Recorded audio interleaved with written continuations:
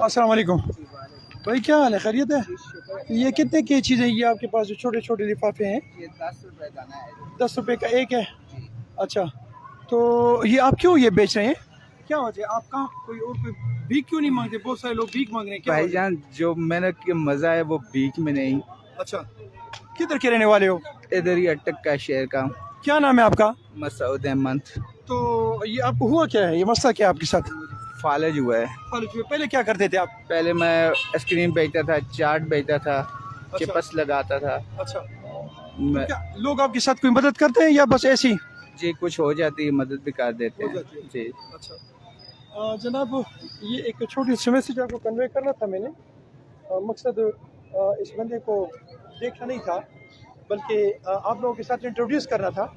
और वो ये है कि ये बंदा जो ये माजूर है, ये अटक में है, शेख वाली गली में रहता है। नाम क्या बताया? मसूद अहमद से नाम बताया है। ये बंदा डिसेबल, बस ठीक कहते हैं, ये बंदा डिसेबल है। और आप अपना मोबाइल नंबर मुझे बताएंगे? नहीं मत दें।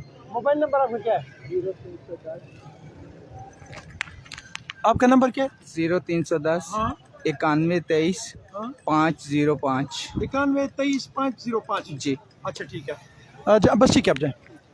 जनाब ये एक माजूर बंदा मुझे यहाँ नज़र आया है, जो अटक की गलियों में फिर रहा है और मजदूरी कर रहा है, भीख नहीं मांग रहा।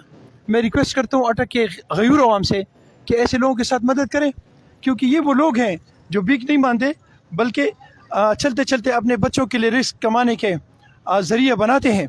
तो आपसे रिक्वेस्ट है, काइंडली ऐसे लोगों की मदद करें, तो इससे इंशाल्लाह अल्लाह भी आपसे राज़ी होगा और आपके पैसे जो हैं वो लगेंगे भी अपनी सही जगह पे।